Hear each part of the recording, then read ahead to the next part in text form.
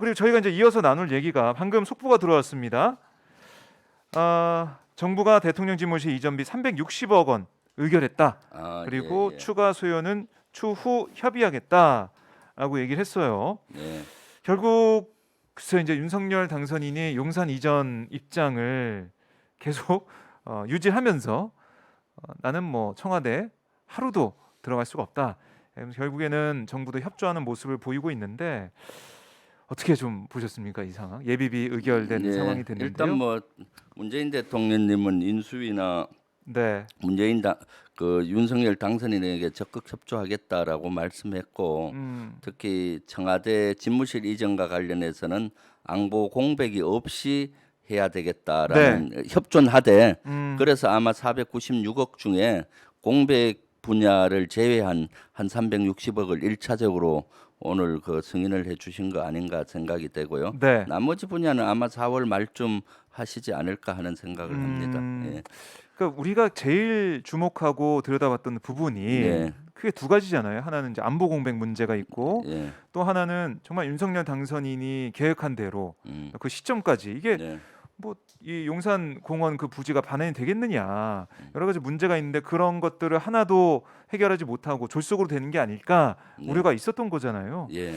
지금 용산 미군기지 반환 아직까지 크게 징처는 없는 거죠. 뭐 일주일밖에 지나지 않았지만 뭔가 획기적인 변화는 없는 상태죠. 변화가 없죠. 이것은 뭐 장기적인 과제이기 때문에 네. 제가 봤을 때 용산 기지에 그 청와대 집무실이 이전한다 해도 빨리 진척되기는 어려울 겁니다. 특히 거기에서는 환경 오염 정화 문제도 있고 또 미국의 신기지를 만들어줘야 되는 용산에가 있습니다. 네. 지금 도표에서 보듯이 앞으로 원래 계획대로면 한 11년 소요되는 사업입니다. 용산 공원화 계획이 네. 왜냐하면은 미군 잔류 기지 신기지를 만들어 줘야 돼요. 한 3만 평 정도 되는 기지를. 그러니까요. 왜냐하면 그것도. 거기에는 이제 연합사 서울 사무소라든가 유엔사 서울 사무소, 주한미군 서울 사무소 등 서울에서 임무를 기본적으로 할 수 있는 기지, 미니 기지죠. 네. 그걸 만들어 주고 지금도 용산 다른 기지 속에는 일부 기능들이 하고 있어요. 연합사가 아직도 있고 또 다른 기능들이 있고 그 기지를 만든 다음에 기지 안으로 다 그 기능을 넣겠죠. 그리고 나면 이제 반납을 하게 되는 겁니다. 네. 용산 잔류 부지 저 도표에서 보듯이 국방부 옆에 보면은 네. 한 3만 평 정도로 하늘색 분야를 그 해놓거든요.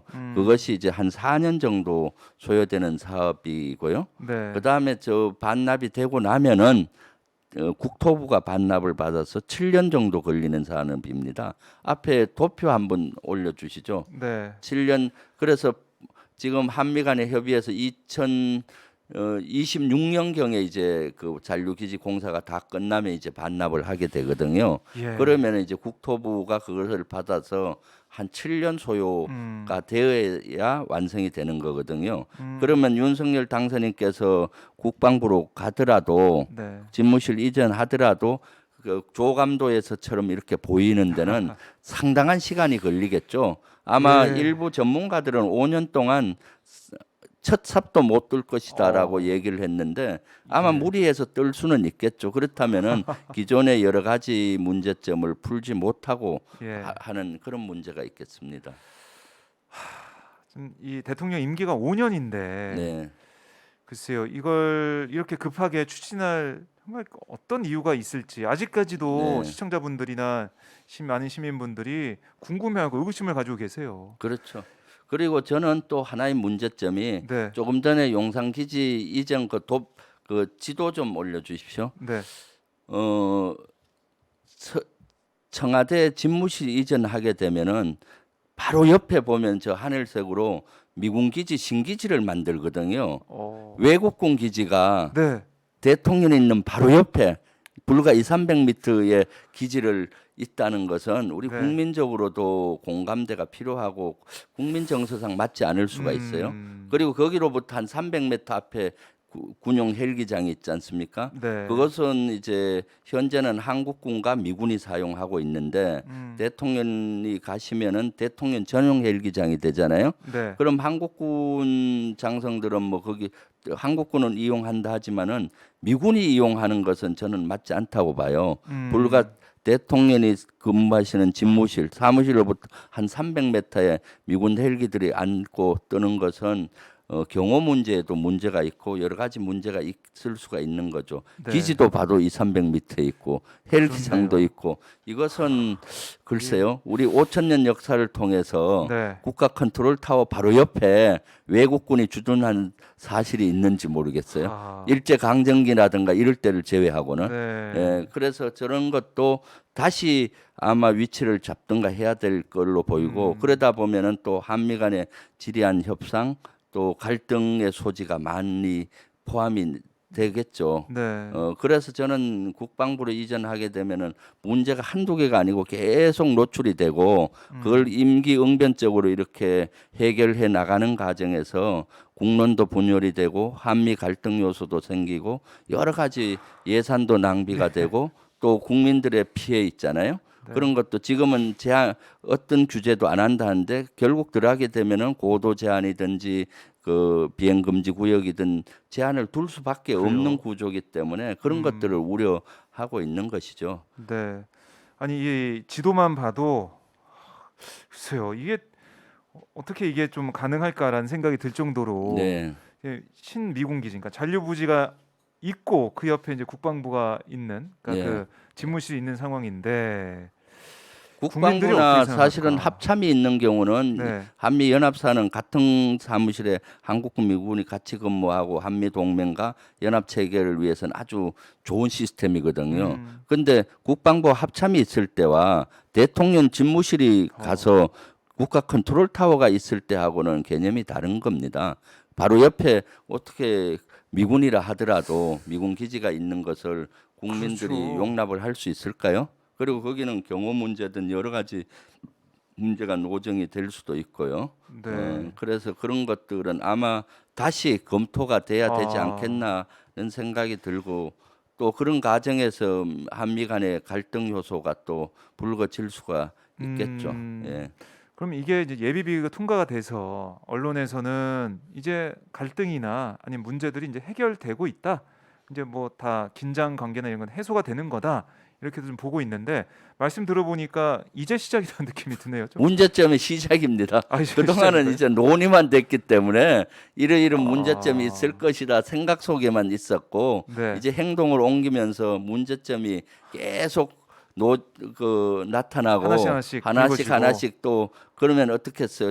마스터 플랜 없이 갔기 때문에 네. 임기응변적으로 그걸 조치를 할 수밖에 없고 그러다 보면은 뭐 예산도 낭비가 되는 것이고 또 국민 불편도 되는 것이고 여러 가지 갈등이 계속 재현이 되겠죠. 이제 네. 시작이라고 봤기 때문에 저는 참으로 많이 우려하고 있습니다. 예. 김병주 의원의 앞으로의 활약도 기대가 되는 그런 상황인데 아니 지금 아까도 저희 댓글 보니까 예. 이 비행 금지 구역 예. 이게 4km 정도만 한다는 거 아니겠습니까? 네. 그러면 여러 가지 문제점들이 나올 거다 이런 얘기도 댓글 통해 지적을 하고 계신데 뭐 결국에는 강남권까지 영향을 받을 거다 이렇게 얘기를 하고 있는데 이게 정말 상식적으로 4km 좀 줄여가지고 그렇게 좀 갈 수가 있을지 이게 변화할 저는 가능성이 있을지 4km, 3.7km 정도 네. 얘기를 했잖아요. 그러니까 원래 현재 청와대에서는 3.7km를 A 공역, 네. 그다음 P73A 공역, 그다음 8km를 B 공역으로 해서 8km까지가 비행 금지 구역이에요. 근데 조치는 8km에 들어오면 비행 금지 구역을 들었으니까 경고 사격을 하는 거예요. 너 잘못 들어왔으니까 경고 사격하면 혹시 나가라. 오인해서 들어왔을 수 있잖아요. 네. 그럼 나가는 거죠. 그리고 4km 이내 들어오면 바로 경고 사격 없이 사격을 하게 돼 있습니다. 왜 이런가 하면 공중에서는 반응 속도가 너무 빠른 겁니다. 비행기가 되든 미사일이 되든 그렇죠. 드론이 되든 네. 아마 9.11 테러 여러분들 기억하실 겁니다. 9.11 테러에서 비행기가 얼마나 속도가 빠릅니까? 빨랐죠. 4km만 정한다는 것은 여러 가지 문제가 생겨요. 완충구역을 안 두기 때문에. 네. 그러면 이제 완충구역을 둬야 되는데 이거는 군사 상식의 ABC도 모르는 그 결정이죠. 예. 그다음 완충구역을 안 뒀을 때는 민간 피해가 예상하지 못한 억울한 민간 피해가 생길 수 있어요. 예를 들어 비행착오로 헬기든 비행기든 무인기나 이런 거 운영할 때 네네. 들어갈 수 있잖아요. 앞으로 드론 택배든 이런 거 운영되면은 비행착오로 들어갈 수 있는데 네. 바로 사격해서 격추시키면 어떻게 되겠습니까? 피해가 생기죠. 그래서 완충 예. 3.7km 현재 비행금지 구역을 준다고 했는데 그 밖에 완충 구역을 둘 그런 수밖에 의미가. 없게 되는 거죠. 네. 그래서 들어가서 지금은 그것만 한다는데 나중에 완충 구역 얼마를 두겠다 이렇게 또 규제가 될 수밖에 없는 구조인데 예. 지금은 3.7km밖에 안 되니까 민간에는 뭐 더 이상 규제가 안 된다. 이것은 사실은 손바닥으로 하늘을 가리는 격이죠. 예. 그럴 것 같네요. 그러니까 네. 직접 들어가 보니까 이거 안 되겠다라는 판단을 할 거고 예. 또 그 주변에 규제 같은 것도 국방부가 있고 그 군시설이 있기 때문에 규제한 그 정도로 유지하겠다라고 하고 있는데 또 이것도 바뀔 가능성이 있는 그렇죠. 거고요. 그리고 인수위 측에서 8km를 3.7km로 줄이면서 하는 이유가 요새는 레이더라든가 방공 무기가 발달했기 때문에 네. 1962년도에 이걸 오래전에 정했기 때문에 우리 군사력이 우세해서 3.7km 정도밖에 안 해도 문제 없다 하는데 네. 인류 역사를 보면 항상 창과 방패가 있어요. 창이 발전되면 그 방패를 막잖아요. 방패의 발전보다 창의 발전이 훨씬 앞섭니다. 방패의 발전은 늦어요. 그래요. 새로운 창이 나오면은 그걸 방어하기 위한 방패를 만들잖아요. 지금도 마찬가지입니다. 현재 기술이 발달됐기 때문에 줄여도 된다. 이거는 안보를 아주 안일하게 생각하는 겁니다. 지금 어떻습니까? 새로운 기술 중에 요새 테러 중에 가장 위협이 있는 게 무인기, 드론 공격입니다. 지금 드론 공격으로 사우디 유전 같은 데도 파괴된 적이 있었고요. 이란의 총사령관도 드론 공격으로 네. 그 사살된 경우도 그거 있고. 왜 못 잡나요? 기술이 발전돼 있는 그런 드론 같은 네. 경우는 그 비행기는 크지 않습니까? 그래서 레이더에 잘 잡혀요. 근데 규모가 적으면 레이더에 잘 안 잡히는 거죠. 예. 그러면 규모가 적은 것도 잡을 수 있는 레이더를 다시 만들어야 되는 거고. 그 다음에 이제 규모가 적으면 격추하기도 어렵잖아요. 어렵죠. 그래서 흔적이 사실은 작으니까. 무인기 같은 경우는 기존의 미사일로 잡는 게 아닙니다. 레이더로 잡으면은 전파를 차단시켜서 잡는 거예요. 무인기는 어떻습니까? 멀리서 전파를 통해서 조종하죠. 조종하잖아요. 네. 그러니까 전파 빔 차단 빔을 확 쏴서 여기서 통제가 안 되게 해서 떨어뜨리는 방법입니다. 그러니까 이런 신기술에 대한 방어 무기를 만들어야 되지 않습니까? 네. 2014년도에 어떤 일이 있었는가 하면 2014년도에 파주에서 무인기 한 대가 떨어졌어요. 보니까 북한에서 보낸 무인기입니다. 네. 소형 무인기 한 요 정도 큽니다. 그렇죠. 한 2m, 1m 정도 그런 크기였는데 그걸 이렇게 보니까 그 안에 사진이 찍힌 게 있어요. 거기 뭔가 청와대 상공을 찍고 북한으로 돌아가다가 예. 연료가 부족했는지 뭐가 부족했는지 몰라도 떨어졌어요. 파주에 떨어졌어요. 그래서 발칵 뒤집혔습니다. 그- 만약 그 무인기에 폭탄을 싣고 왔으면은 청와대가 뚫힌 거잖아요. 그렇죠. 그래서 그때 대단히 심각하게 그것을 봤던 거. 그럼 무인기를 차단할 수 있는 방법은 그 당시는 우리 군도 안 가지고 있었고 청와대 경호실도 안 가지고 있었습니다. 그래서 그걸 할 수 있는 게 뭐냐 해서 그거 100억 이상 예산을 투자해서 외국에서 그걸 레이더 소형 무인기를 잡을 수 있는 레이더를 사오고 네. 그다음에 그걸 잡으려면 전파 차단을 해야 된다 했잖아요. 그런 무기를 사서 청와대 주변은 그걸 배치를 했었어요. 기지를 만들어야 되잖아요. 그렇죠. 그런데 이제 다른 전 지역은 아직 그런 것들이 좀 잘 안 되어 있습니다. 제한적으로 되어 예. 있고요. 그러니까 이런 기술들이 끊임없이 발전하기 때문에 현재 청와대 지역은 계속 그런 것들을 보완을 한 상태이고 국방부에는 군 부대가 있더라도 청와대 강도로 그걸 할 수가 없었어요. 그러니까 이런 것들을 계속 보완을 해야 되는 거죠. 그러니까 방공진지라든가 레이더 기지들을 국방부 주변에 다시 하하. 설치를 해야 되는 거고 또 그러게요. 한남동에 저녁에 주무시니까 네, 관절을 그 주변에도. 한남동 주변도 해야 네. 되는 것이고요. 그러니까 이런 것들이 진지를 만들면 또 규제가 또 그렇죠. 필요하죠. 아파트 빌딩이든 아. 또는 회사 빌딩 위에 또 진지를 만들어야 되는 거고 또 일부는 뭐 용산 공원화 기지 안에 뭐 진지를 만들 수도 있는 것이고요. 네. 한남동 같으면은 그 주민들 요새 등산로로 쓰고 체육공원으로 하려는 매봉 이런 지역에 또 진지를 만들 수밖에 없는 구조인 그렇죠. 거고 그런 걸 만들면은 또 규제가 또 될 수밖에 아. 없는 그런 것이죠. 그래서 이런 것들은 저는 늘 예, 처음에도 말씀드린 것이 마스터 플랜을 완전히 만들어서 차곡차곡 진지를 다 만들고 이렇게 와야 되는 건데 일단 이동하고 문제 생기면은 계속 만들어가는 과정은 아, 안보의 취약점이 노출된 상태에서 계속 보완하잖아요. 그렇죠. 안보의 취약점이 노출되는 것이 결국은 안보 공백인 것입니다. 예. 말씀을 쭉 들어보니까 정말 이게 보통 일이 아니다. 네, 보통 일이 생각이 아니죠, 들고요. 사실은. 국민들의 불편과 네. 또 재산권 침해도 필연적으로 나올 수밖에 없다. 네, 갈등이 불거질 거라는 생각이 드네요. 네.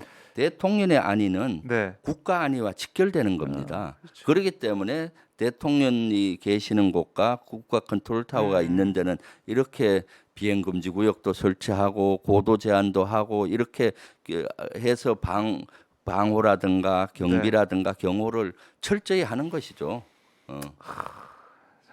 참 저희가 매주마다 할 얘기가 무궁무진할 것 같다는 생각도 들고 그러니까 윤석열 당선인이 5월 10일 취임하기 전까지 네. 여러 가지 뭐 준비를 할 텐데 예비비도 나왔기 때문에 할 텐데 안보 문제에 대해서는 또 지금이라도 정말 불철주야로 연구하고 들여다보고 해서 국민께 동의도 구하고 설명도 네. 하고 이런 시간이 계속 필요할 것 같아요. 네, 그래서 결국에는 이게 국가 안위가 다 연결돼 있다 보니까 또 4월이 엄중한 시기이라고 하셨으니까요.